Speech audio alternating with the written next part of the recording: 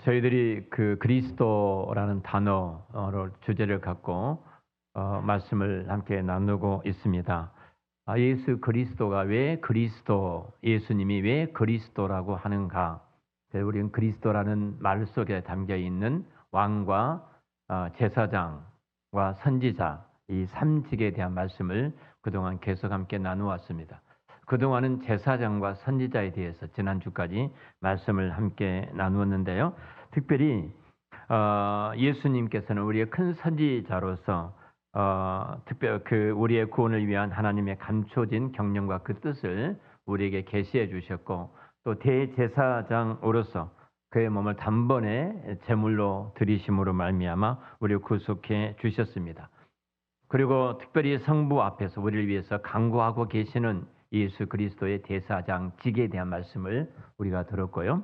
그리고 이제는 우리는 영원한 왕으로서 그 우리의 말씀과 성령으로 우리를 다스리시고 우리를 보존하시고 보호하시는 역할을 행하고 계신다.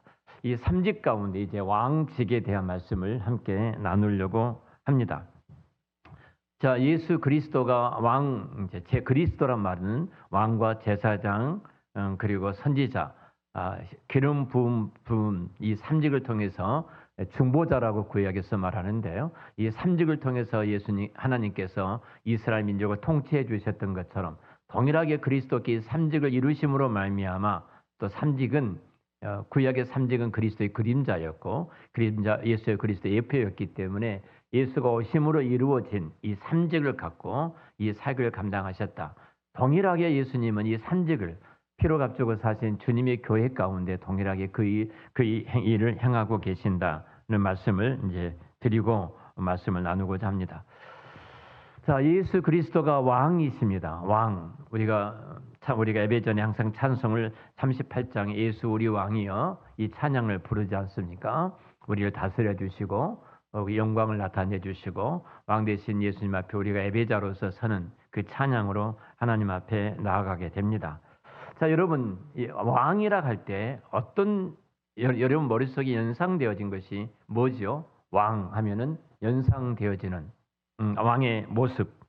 전통적인 우리나라의 그 왕의 모습은 영포를 입고 그 임금의 그 영자에 앉아서 모든 대신들이 허리를 숙이고 머리를 숙이고 조아리는 그 모습들이 머리에 떠오르실 겁니다. 또 혹은 넓은 마당에 수많은 신하들이 도열에 있고 그 왕자에 앉아 있는 그 왕의 모습도 떠오르게 될 것입니다. 우리는 그런 모습으로 떠올리고 있고요. 서양은 좀 다르죠. 서양의 왕의 모습은 대부분이 은색 갑옷을 입고 긴 칼을 차고 말 위에 앉아 있는 모습을 연상을 합니다. 또 왕관을 쓰고 금관 왕관을 쓰고 호를 들고 있는 모습들이 또 머릿속에 연상되어지기도 하죠. 근데 성경에서 예수 그리스도가 우리의 왕이라 할 때 여러분 어떻게 그려지죠? 왕이라 할 때 사실 성경에서 그리스도께서 우리의 왕이시다, 우리 왕이신 예수님께 찬양하고 나가는 그 은혜를 읽는데요. 이 예수님이 우리의 왕이라 할 때 세 단어를 항상 생각해야 됩니다.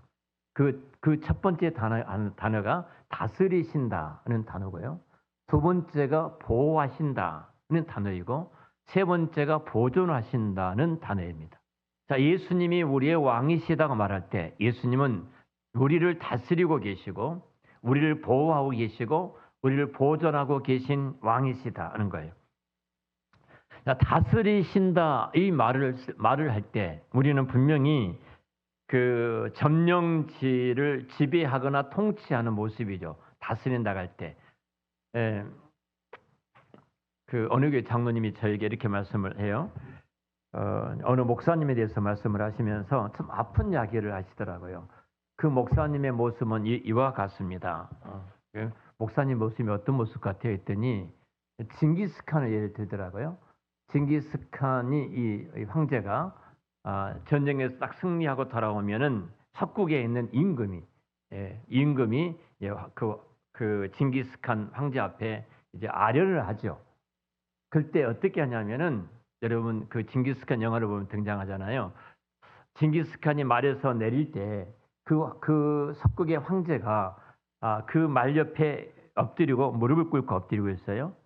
그리고 그 징기스칸의 인제 그 발판이 되어주는 겁니다. 그 징기스칸은 그 황제의 석국의 황제를 밟고 내리잖아요. 징기스칸 영화에 그 등장하지 않습니까? 그런 모습으로 보시면 됩니다. 그래요. 그래서 깜짝 놀랐습니다. 목사님이 그렇다고 하면 어쩌시겠어요? 어느 목사님에 대해서 말을 하면서 그 말씀하신 거예요. 그와 같습니다. 예, 충격을 받았어요. 우리의 왕이신 예수님, 우리는 그 왕의 종들이에요. 근데 우리의 왕이신 예수님은 어떻게 하셨어요? 자, 특별하게 그 다스린다고 말할 때 독재자의 왕도 다스리고요. 선한 왕도 다스립니다. 똑같은 다스림, 똑같은 단어예요. 독재자의 왕이 다스리고 선한 왕도 다스리는데 똑같은데 하나님과 그리스도께서 우리 왕으로서 우리를 다스린다고 말할 때는요. 점령들을 지배하는 왕의 모습이 아니라 통치자의 의미예요. 통치자의 의미. 그러니까 이 말씀은 어떤 말씀이냐면 선정을 베푸는 왕의 모습이다는 겁니다. 이 다스리는 그 백성들이 다스림을 받지만 압제를 받지를 않는다는 거예요. 압제를 받지 않아요. 우리 주님께서 저와 여러분을 압박해서 어떤 일을 하도록 만드시지 않으셔요. 성령께서 끊임없이 우리를 감동하시고 설득하셔서 우리를 하여금 그 일에 헌신하고 나아가도록 만드시지 억지로 몽둥이를 들고 옆에 서가지고 안 하면 죽일 거야 이렇게 하신 분이 아니라는 거예요. 이런 점에서 우리 예수님이 나를 다스린다 이렇게 말할 때는 선정을 베푸는 왕, 압제하지 않고 압제하는 왕이 아니라 그분께서 우리를 감동하시고 설득하셔서 우리로 하여금 믿어 구원에 이르게 하실 뿐만 아니라 주께서 맡겨주셨던 거룩한 그 은혜의 길을 사명의 길을 걷게 하신 그 사역을 행하고 계신다. 이것이 예수님께서 우리를 다스리는 자의 모습이에요. 왕으로서. 두 번째로 계속 설명해 가겠습니다만 보호입니다. 보호와 보존이라는 단어를 제가 썼는데요. 이 보호라는 말은 좀 다릅니다. 자, 우리 아이들이 자, 이렇게 한번 생각해 보죠. 우리 예진이가 이제 유모차에 실어놨어요. 유모차에 실어놨는데 갑자기 엄마가 잠깐 나간 사이에 이 유모차 바퀴를 락을 걸어놨는데 그게 풀린 거예요. 그래 유모차로부터 갑자기 그냥 아래로 쏜살같이 이렇게 내려갈 때 마치 그 부모가 목숨을 다해서 뛰어와가지고 그 앞에서 아래에 내려오면은 벽에 부딪히는 땅에 부딪혀서 큰 사고 나갈 수밖에 없기 때문에 끌어안는 그 모습 이게 보호예요. 우리의 보호. 그러니까 이 보호란 말은 하나님의 백성들이 이 땅에 살아갈 때 왕 대신 하나님께서 우리 예수님께서 이 땅의 모든 위협으로부터서 자기 백성들을 보호해 주고 계신다는 거예요. 우리가 죄를 짓는 자리에 내려갈 수밖에 없는데도 그 죄를 질 수밖에 없는 그 자리에 내려가지 아니하도록 막아주시고요. 적으로부터서 적이 우리를 공격해 올 때 순식간에 내가 그 공격으로부터서 해를 당할 수밖에 없을 때 마치 그 앞에 방패가 되신 것처럼 내 앞에 찾아오셔서 막아주시는 그래서 그 하나님을 구약에서는 나의 산성이요 반석이요 피할 바위요 요새라고 표현하고 있는 거예요. 우리 그렇게 보호해 주셔요. 왕으로서. 또 하나 제가 다 썼던 단어가 보존이라는 단어인데 왕으로서의 그 예수님께서는 하나님과 예수님께 우리를 보존해 주신다. 이 보존한 말은 유지된다는 겁니다. 유지해 주시는 것. 자, 저와 여러분들이 오늘 또 숨을 쉬고 살아가는 겁니다. 이 유지예요. 내 안에 있는 수백 조개가 덮는 모든 세포와 조직들이 활동을 해서 내 몸을 지탱하도록 만드는 것은 바로 하나님 보존해 주신 거예요. 유지시켜 주신 거예요. 사실 모든 생명의 어떤 그 생존이 하나님의 손에 의해서 유지되고 있기 때문에 가능한 겁니다. 들의 풀 한 포기도 하나님께서 유지해 주신 거예요. 그래서 보존이란 단어가 이 유지란 단어 속에서 나온 것입니다. 예수님께서 저와 여러분을 그렇게 보존해 주셨기 때문에 우리가 그 은혜된 자리에서 이 자리에 있게 된 줄로 믿습니다. 자, 그러면 왕되심에 대해서 이 세 가지 다스리시고 그리고 보호하시고 보존하신다. 우리의 그리고 특별히 영원한 왕으로서 예수님께서 어떻게 우리를 다스리신가? 성경에 말씀과 성령으로 다스리신다. 이렇게 되어 있어요. 말씀과 성령으로 다스리셔요. 그리고 우리를 보호하시는데 우리가 획득한 주의 은혜로 말미암아 획득한 구원을 누리도록 이 땅에서 하나님의 자녀로 살아가는 모든 은혜들을 누리도록 그것을 우리로 하여금 보호하고 계시고요. 그리고 그것이 유지되도록 보존해 주시는 은혜 속에 우리가 여기 살아가고 있다는 사실입니다. 자, 그러면 왕과 백성이라는 것은 나라의 성격 아닙니까?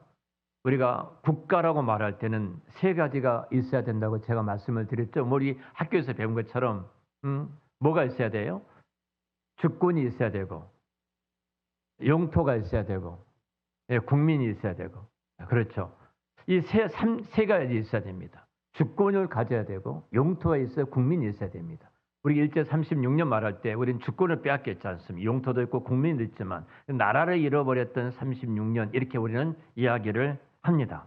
그럼 하나님의 나라라고 말할 때 그 하나님 나라의 성격은 어떤 성격인가? 우리는 천국 시민이고 하나님 나라의 백성이면 왕 대신 예수님께서 통치하신 그 나라의 백성으로서 우리가 이 땅을 살아가고 있거든요. 그 나라의 성격입니다. 분명히 예수님께서 왕이 되셔서 이렇게 우리를 이제 다스리시고 우리를 보호하시고 우리를 보존하시는데 이거 다스리시고 보존하시고 보호하시는 영역이 어떤 영역인가? 그 나라의 성격이에요. 예수님이 왕이 되셨다고 말을 할 때 여러분 왕이 되시는 그 나라가 어떤 나라인지 우리는 아는 것이 굉장히 중요합니다. 이 나라를 바르게 알지 못하면 신정국가를 꿈을 꾸는 거예요. 신정국가. 대한민국을 하나님 앞에 봉헌을 하고 이 나라가 하나님이 직접 통치하는 나라가 되어야 된다. 근데 성경은 분명히 세상 나라와 하나님 나라를 구분하고 있습니다. 구분하고 있어요. 그리고 세상 나라에 주셨던 것은 권력의 힘입니다. 권력의 힘을 주셨던 중요한 목적은 이 땅에 살아가는 모든 사람들이 죄와 어둠으로부터 그들을 보호하기 위해서 권력과 세상에 힘을 주었어요. 이 권력과 힘은 교회에 주신 것이 아니에요. 세상에 주셨던 통치권이에요. 이 세상에 주는 통치권을 갖고 이 땅에 우리 인간의 타락과 죄성이 더 이상 나오지 못하도록 막는 역할을 하는 거예요. 그래서 국민들이 편안하게 살 수 있도록 되는 것이고 그것을 위해서 기도하라는 거예요. 나라를 위해서.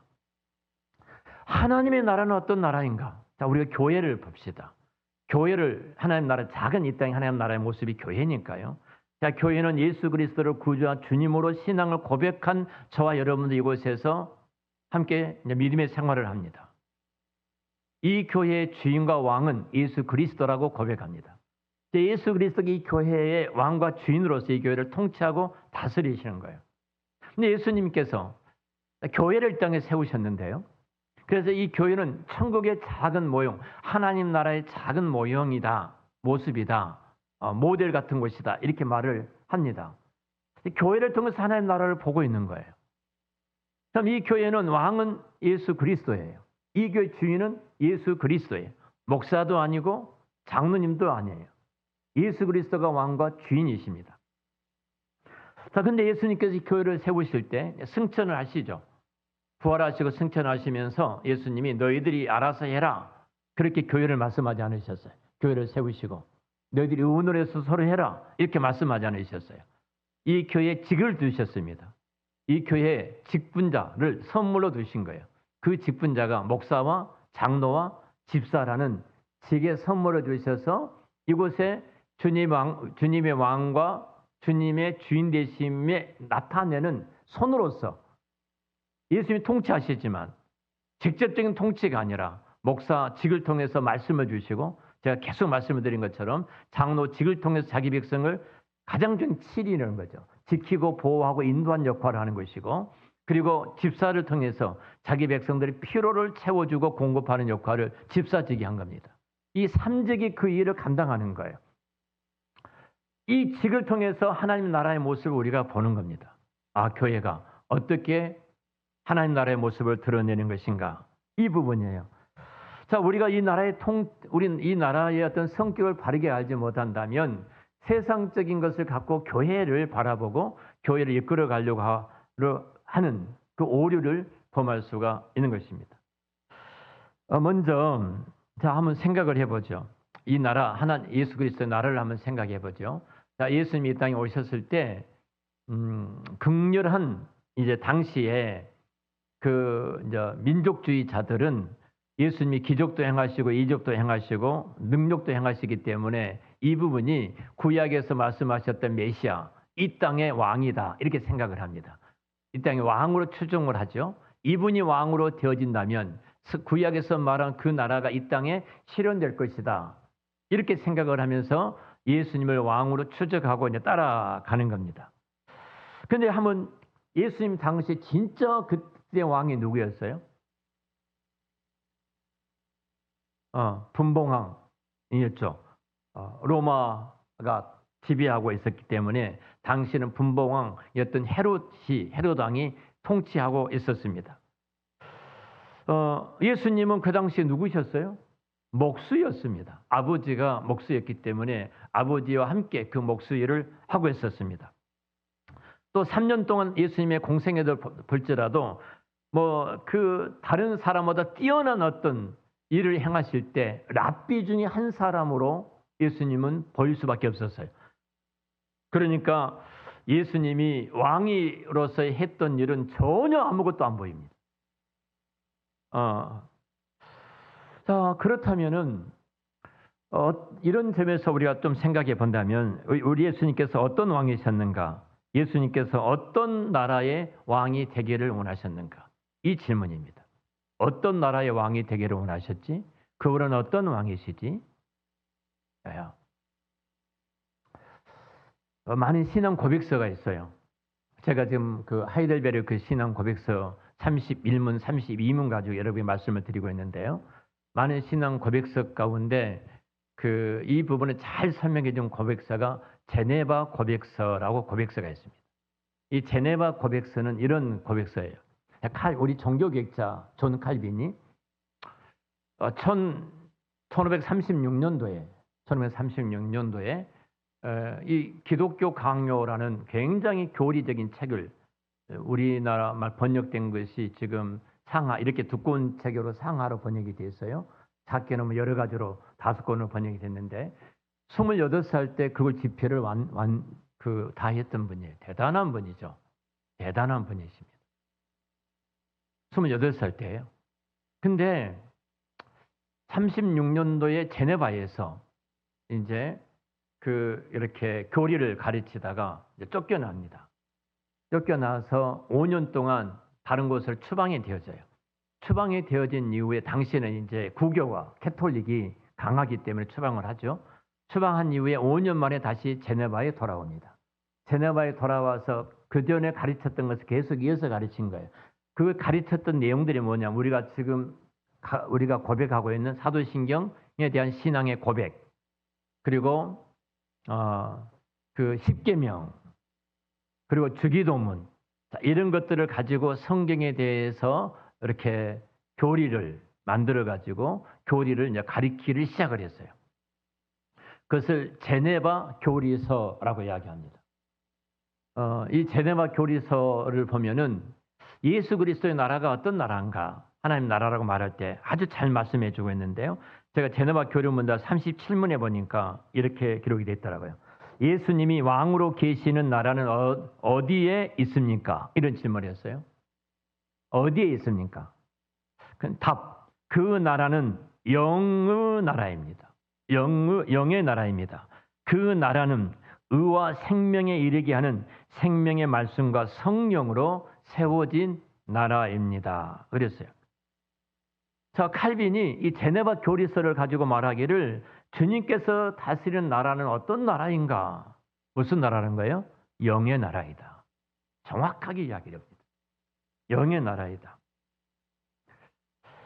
세상의 왕국과는 전혀 다른 나라라는 거예요. 분명히 예수님께서 이렇게 말씀하시잖아요. 내 나라는 이 세상에 속한 것이 아니다. 우리 한번 성경 볼까요? 요한복음 18장을 좀 잠깐 보겠습니다.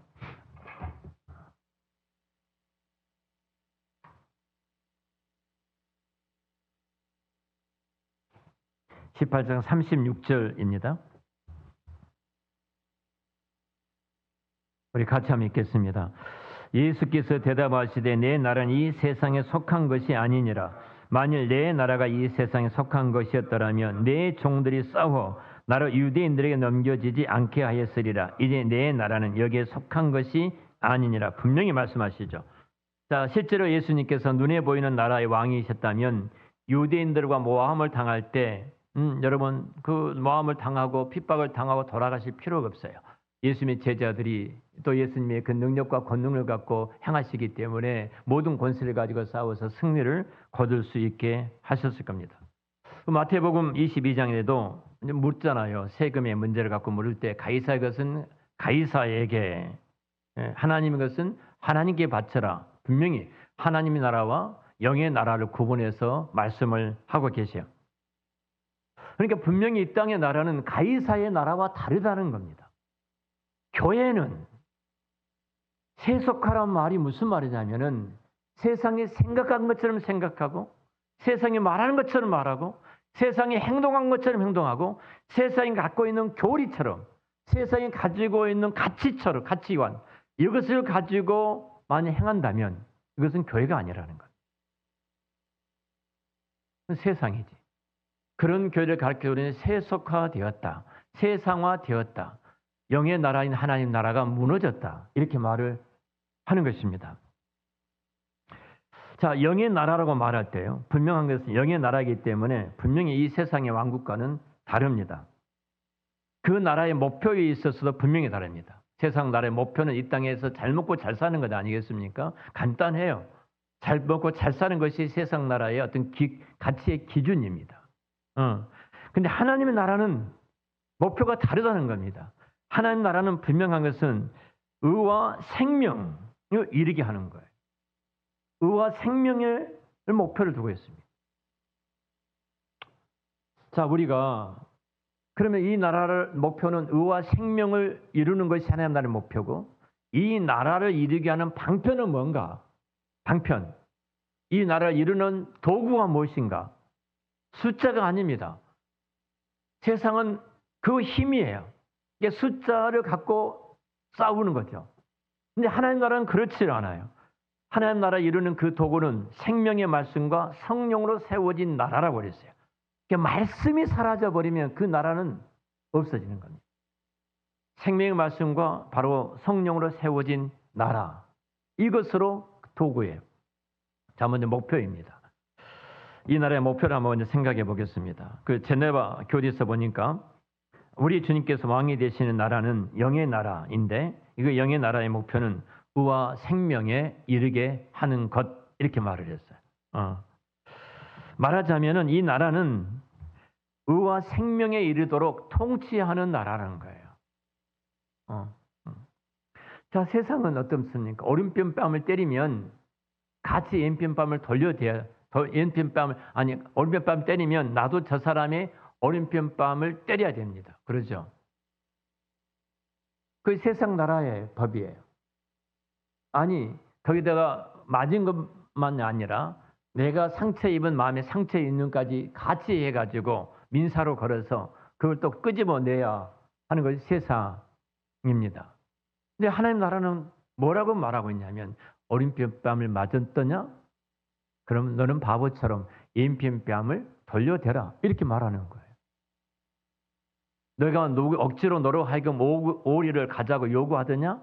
그럼 너는 기쁘게 심리까지 가주어라. 이렇게 말하는 거예요. 너에게 겉옷을 요구하면 뺏어간 사람이 있느냐? 그럼 속옷까지 주어라. 세상 나라에서는요, 상상도 할 수 없는, 도무지 이렇게 하는 것은 바보나 좀 속된 말로 쪼다들이 하는 일이지 이해가 안 되는 일들입니다. 이해가 안 되는 일들이에요. 분명하게 이 나라의 목표는 이것을 이루는 거예요. 의와 생명을 이루는 것. 자, 그럼 우리 이 나라에 들어온 교회인 저와 여러분들은 어떻게 살아야 하는가 이 말이에요. 어떻게 살아야 하는가. 자, 의와 생명을 향해 사는 이들이 어떻게 해야 되는가 이 부분입니다. 저와 여러분들이 의와 생명을 사모하는 사람이 되어야 되는데요. 먼저 그럼 의가 무엇인가를 배워야 되겠죠. 도대체 의가 무엇인가? 하나예요. 따라서 하겠습니다. 하나님이 옳다 하는 것. 그것이 하나님의 의예요. 있습니까? 하나님이 옳다 하는 것이에요. 오른편뺨을 때려 맞았느냐? 그러면 왼편뺨을 돌려대라. 이거 하나님이 옳다는 거예요. 이것이 의라는 겁니다. 이해가 안 되지 않습니까? 도무지? 오늘 우리 창세기 18장을 우리 함께 읽었는데요. 18장의 앞과 18장과 18장 뒤 이 18장 앞 부분과 그리고 18장 우리 봉독했던 말씀과 그 뒤에 이어지는 말씀들을 좀 생각하면서 봐야 되는데요. 하나님께서 아브라함을 택한 목적이 있습니다. 아브라함은 강대한 나라가 되고 천한 만민이 너를 통해서 복을 받게 될 것이다. 복의 통로로 천한 만민이 너에게 복을 받게 될 것이다. 이렇게 말씀합니다. 아브라함을 택한 목적이 그거예요. 그리고 이어서 하는 말이 내가 그리고 그 자식과 권속에 명하여 여호와의 도를 지켜 의와 공도를 행하게 하려고 그를 택했다. 내가 너를 택한 중요한 이유가 있는데 너희 자손들이 여호와의 도를 지켜 의와 공도를 행하기 위해서 내가 너희를 택했다고 말을 합니다. 복이 뭐라는 거예요. 복이. 열방의 복의 통로가 되고 너를 통해서 모든 나라가 복을 받게 될 것인데 그 복을 이루어가는 것이 뭐라는 거예요? 바로 의와 너희 자손들이 계속해서 의와 공도를 행하는 것이다. 이렇게 말을 해요. 자, 하나님께서 아브라함을 통해서 세우려고 하는 나라가 의와 공도를 그 나라라는 거예요. 의와 공도를 세우는 나라라는 거예요. 자, 그러면 바로 아브라함의 이 이야기를 살펴보면요. 자, 의와 공도의 나라가 나오는데 그 앞에 등장한 나라가 있습니다. 우리가 잘 아는 것처럼 소돔과 고모라입니다. 자, 소돔과 고모라가 죄악에 간영함으로 말미암아 심판하시지 않습니까? 아브라함에게 의와 공도의 나라를 말하고 그리고 곧바로 하나님께서 소돔과 고모라 멸망시킬 것을 말씀하고 계셔요. 아브라함이 여기서 이의를 제기합니다. 자, 하나님께서 소돔과 고모라를 심판하시려고 하는데 의인 50이 있어도 심판하시겠습니까? 의인이라 단어이 등장하죠. 묻고 있어요. 그리고 30명, 10명 이렇게 계속 내려가죠. 자, 그러니까 지금 소돔 고모라는 세상 나라와 하나님께 세우려고 하는 의와 공도의 나라가 어떤 나라, 아브라함을 통해 세운 나라 어떤 나라인가를 말하면서 어떻게 연결시키고 있는가를 잘 생각해 봐야 돼요. 거기에 교회가 어떻게 해야 되는가가 나와요. 교회된 우리들이 무엇을 고민하면서 살아야 되는가가 나온 거예요. 하나님이 아브라함을 통해서 세우실 나라가 의와 공도의 나라라고 말씀하신 직후에 소돔 고모라를 멸망시키는 불의한 나라, 하나님이 심판할 수밖에 없는 불의한 나라가 소돔 고모라가 등장을 하는데요. 이 둘 사이에 그 면밀한 연관성이 있음을 보게 되어집니다. 자, 하나님 먼저 소돔 고모라를 멸망시키겠다고 하실 수도 있는데 그런데 그렇게 하지 않으시고 아브라함을 통해서 의와 공도의 나라를 세우겠다 이렇게 말씀하신 이후에 소돔과 고모라를 이렇게 멸망하시겠다고 말씀하고 계시거든요. 그러니까 하나님은 소돔 고모라에게도 의와 공도의 하나님이심을 말씀하고 계신 거예요. 이거 굉장히 중요합니다. 교회를 바라볼 때 세상 사람들이 장사하는 곳 이렇게 봐서는 안 된다는 겁니다. 교회를 바라볼 때 세상 사람들이 의와 공도가 뭔가 우리가 다른 것. 이게 초기 기독교가 세상 사람들이 볼 때는 이해가 되지 않는 모임이었습니다. 도무지 이해를 할 수 없는 자들의 모이는 것이 초기 기독교의 모임이었어요. 당시의 모든 제도, 당시에 우선한 모든 것들이 다 무너져 버리고 종들과 노예들과 주인이 함께 하는 것. 있을 수 없는 일입니다. 당시에는. 있을 수 없는 일이에요. 자, 이런 나라의 모습들을 초기 기독교가 보고 있는 거예요. 어떻게 종과 주인이 함께 음식을 먹을 수 있어요? 노예는 소유인데. 그래서 노예와 주인이 함께 음식을 똑같이 떼고 있는 모습을 보게 되는 겁니다. 우리가 코로나 시기를 지냈습니다만 초기 기독교에 이 질병이 돌아갈 때요. 당시의 모든 귀족들은, 모든 관료들은 전부 산으로 다 도망을 쳐버렸어요. 다 죽어가고 있는데. 근데 유일하게 기독교인들이 그 속에 들어갑니다. 그들을 케어하고 그들을 씻어주고 그들을 먹을 것을 공급해주고 있는 거예요. 우리는 무슨 나라예요? 이 세상은 잠깐 있다가 가는 나그네예요. 우리는 더 영원한 천국이 있어. 하나님의 임에 오셨던 그 나라가 있기 때문에 이 땅의 죽음을 뛰어넘는 사람들의 모습들을 봐버리는 거예요. 그래서 세상이 감당하지 못한 사람들이라고 그 단어가 나온 겁니다. 여러분, 교회가 세상이 감당하지 못한 사람들의 모임이다 이렇게 말할 때 돈이 많으니까 세상이 감당하지 못하 나갈까요? 세상에 권력과 힘 있는 사람이 그 교회에 출석하기 때문에 그 교회는 세상이 감당하지 못한 교회라고 말할까요? 그렇지 않았다는 겁니다. 하나님의 말씀의 통치와 그 말씀에 이루어지는 그 말씀 앞에 하나님이 기뻐하신 것을 기뻐하는 그 일 앞에 순종하는 의가 있었기 때문에 그 나라가 세상을 감당하지 못한 그 나라의 모습으로 선 것입니다. 교회의 힘은 그래서 하나예요. 거룩성입니다. 거룩함이에요. 교회의 그 진정한 능력입니다. 아브라함이 묻지 않습니까? 거기에 의인이 50명이 있어도 심판하시겠습니까? 그렇게 묻지 않습니까? 우리가 아브라함의 이 이야기를 들으면서 느껴야 될 점은 하나님의 백성들이 살아가야 하는 하나님의 나라는 의의 나라여야 된다. 이건 단지 의의 나라는 어떤 공한 개념이 아니에요. 하나님이 선이에요. 하나님이 의예요. 그래서 하나님의 말씀이 의입니다. 그 말씀이 선이고 그 말씀이 의예요. 그리고 그 말씀 앞에 그냥 아멘 하면 됩니다. 교회 다니면서도 하나님이 싫어하는 일들을 참 좋아하는 사람들이 많이 있습니다. 교회 목사라고 하면서 집사라고 하면서 장로라고 하면서 권사라고 하면서 모성연에 찾아가서 손지의 장명, 내 손주에 태어났는데 이름을 줘주세요. 장명가 앞에 가서 부들부들 떨면서 점을 보는 사람들, 점쟁이 앞에서 그런 사람들이 참 많이 있습니다. 여러분, 예수님이 왕이신데 그리고 그의 나라가 의의 나라라면 우리는 의의 나라 안에 살면서 불의를 사랑할 수가 있겠습니까? 의는 딱 하나예요. 하나님의 성품이에요. 그래서 하나님의 성품. 그래서 우리는 하나님의 성품이 내 성품이 되도록 구하는 것입니다. 예수 그리스도의 성품이 내 성품이 되도록 구하는 것입니다. 마태복음 6장 33절 34절에 너희는 먼저 그의 나라와 그 의를 구하라. 그리하면 이 모든 것을 너희에게 더하시라. 그의 나라와 그의 의를 구하라. 그의 나라, 그의 의를 구하라. 그의 의는 예수 그리스도를 구하는 겁니다. 예수 그리스도처럼 내가 되어지는 거예요.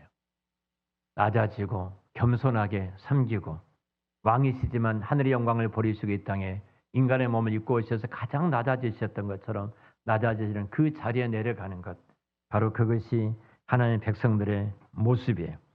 하나님이 싫어하는 악으로부터서 좀 멀어져야 됩니다. 그래서 정말로 내 눈에 그것을 보지 않도록 해달라고 기도해야 되고 내 귀에 그 소리가 들리지 않도록 기도해야 되고 혹시 그 소리가 들리게 되었다면 우리는 그 소리를 들리게 하셨던 그 하나님의 음성을 듣고 그것을 내가 이겨내고 더 다른 사람을 살리는데 주셨던 선물로 알고 우리는 그 자리에 가야 할 것입니다. 우리는 그 예수 그리스도를 구하는 것입니다. 예수 그리스도요 성품과 그분을 닮은 자의 삶을 살아가도록 우리는 구하는 거예요. 주님이 모든 것을 내어주셨던 것처럼 내어주시고 주님께서 모든 것을 희생했던 것처럼 희생하는 자리까지 가는 것입니다. 자, 하나 더 말씀을 드리겠습니다. 다음 주도 해가겠지만 하나는 생명입니다. 그의 나라는 의와 생명으로 이루어진 나라예요. 자, 생명이에요. 이 생명은 한마디로 말하면 복음입니다. 늘 집사람과 걸으면서 제가 복음 제시, 최고의 행복에 대해서 집사람한테 토시 하나 틀리지 않도록 제가 이야기를 이렇게 합니다. 여러분, 복음을 통해서 우리에게 참 생명이신 예수 그리스도, 그 예수 그리스도 생명이신 하나님이 전해져야 하는 것입니다. 그 나라이기 때문에. 예수 그리스도를 전해야 돼요. 그것이 성경에서 만든 법칙입니다. 믿음은 들으면서 나고 들으면 하나님의 말씀으로 말미암지만 누가 전해주지 아니하면 누가 듣겠습니까? 전해주지 않았는데 누가 듣고 믿겠습니까? 믿을 수 없는 겁니다. 그게 하나님의 법칙이에요. 전하는 것이 법칙이에요. 생명의 법칙인 예수 그리스도를 전하는 것, 이것이 그 나라의 목표예요. 이 땅에 그 나라의 목표인 교회를 세우셨던 중요한 이유가 바로 그것입니다. 신자는 복음과 그로 말미암아 주어진 그리스도를 사랑하고 그 그리스도를 전한 것입니다.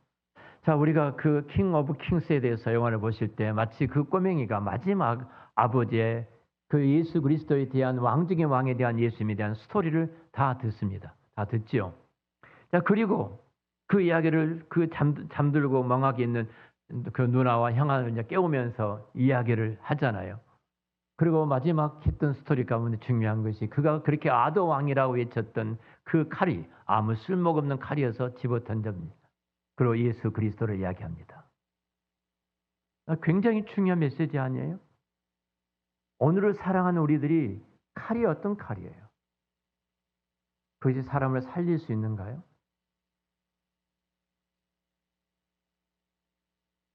그 칼이 우리에게 진정으로 행복을 줄 수 있는 칼이든가요?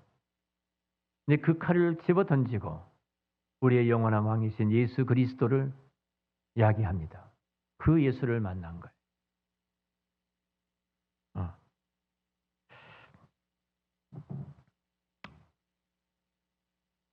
생명이란 딱 하나예요.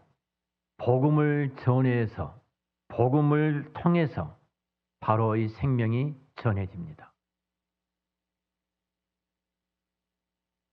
그래서 생명을 사랑하는 사람이라면 우리가 그 생명이 깃들어진 복음을 사랑해야 되고 그 복음 사랑의 말로 우리는 행실로 나타나야 합니다. 여러분 꼭 기억해야 됩니다. 행위가 신앙 고백입니다. 우리는 믿음으로 구원한다고 말하기 때문에 이미 행위는 사라져 버렸습니다. 어떻게 살아도 상관이 없어가 아니에요. 그 행위가 그 사람의 신앙의 고백이에요.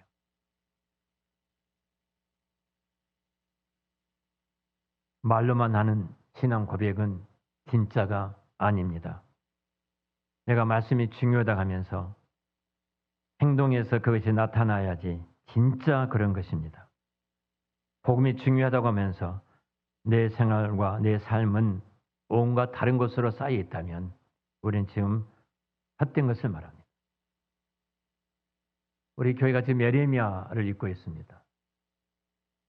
예레미야 34장, 35장, 36장이 오늘 읽을 말씀입니다. 제가 오늘 새벽에 일어나서 기도하고 예레미야 34장, 35장, 36장을 읽었습니다. 충격적인 한 사람이 등장합니다. 바로 그 사람이 레갑이라는 사람입니다. 레갑 자손을 이야기합니다. 레갑 자손은 그 요나답의 그의 조상이 전해줬던 포도주를 절대로 먹지 말고 포도주를 심는 땅을 사서 포도주를 심지 말고 그리고 집도 갖지 말고 장막에 가라. 조상이 했던 그 말을 조상 대대로 지켜왔다는 이야기를 해요. 그리고 이런 말합니다. 그의 자손이 에루살렘에서 영원히 끊어지지 아니하리라 이 말을 해요. 그 앞뒤의 문맥이 어떤 문맥인 줄 아십니까? 이스라엘에 살아계신 하나님이 찾아오셔서 내가 그렇게 말을 해도 너희들은 내 말을 듣기를 어떻게 들었느냐? 헌신짝처럼 말씀을 버리지 않았느냐? 하나님께서 오셔서 말씀하시는데 그 내가 족속들을 한번 봐라.